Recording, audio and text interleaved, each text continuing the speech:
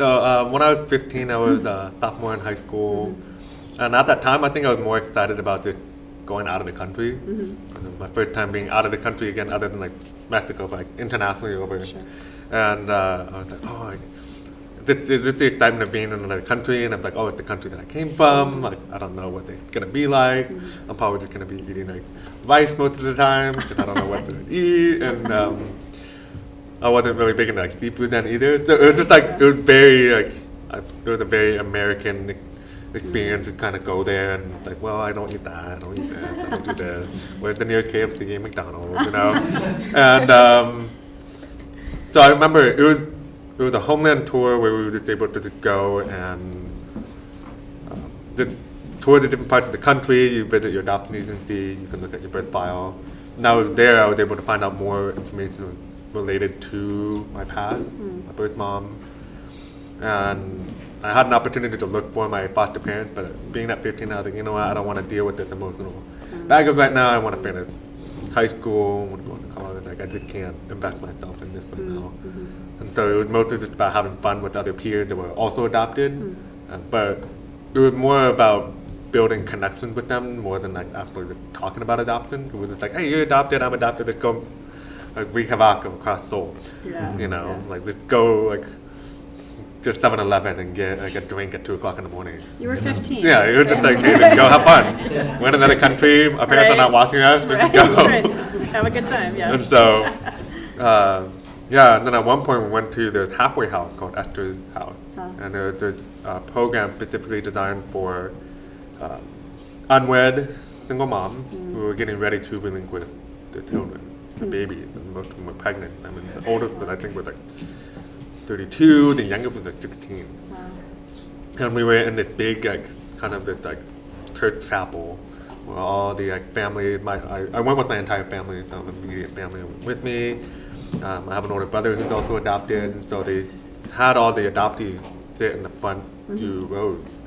And then we were able to interview the birth parents and ask them different questions like, how do you feel about going through the process? What are some things that you're afraid of? What are some things that you want for your child? And just to kind of see that firsthand from a birth mother's perspective, like everyone was crying. Like I was crying my eyes out. It was the first time I saw my brother like really cry. And that just kind of made me more conscious about the emotional side of adoption. More not so much the dual identity, because growing up there was a lot of like dual immersion, like am I Korean, am I American? But then this trip just really hit me hard when it came to the emotional side of adoption. It was a new area of my life that I never really invested a whole lot of time because I was like, you know, I'm just someone who's trying to finish school. Right. I don't have time to invest in these things. So then after I got back from Korea, that was when I started thinking more about like, oh, like, what else? What is Korea doing about adoption?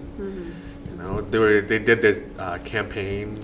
I forget what it was called, but basically they were using celebrities to promote adoption awareness.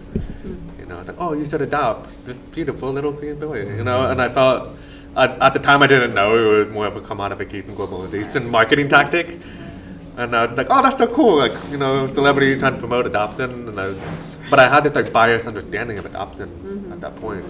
So then when I went to college and I did all the research, and I was like, oh wow, like, that was basically a marketing tactic. You know, what can we do to challenge that? And so when I went to Korea again last fall, and I was there for about a month, and there was a big park opening called Omma Pum, and it was a dedicated park for adoptees. The first of its kind in Korea, and there was got shoes, like public broadcasting, and I got to meet a lot of different representatives and people that were there, and I started conducting my own birth family search, looking for my birth mom, and I felt like it was a different experience compared to the first time that I went. I was able to really take ownership of my emotional side and just kind of navigate what can I do to explore my narrative as an adoptee artist.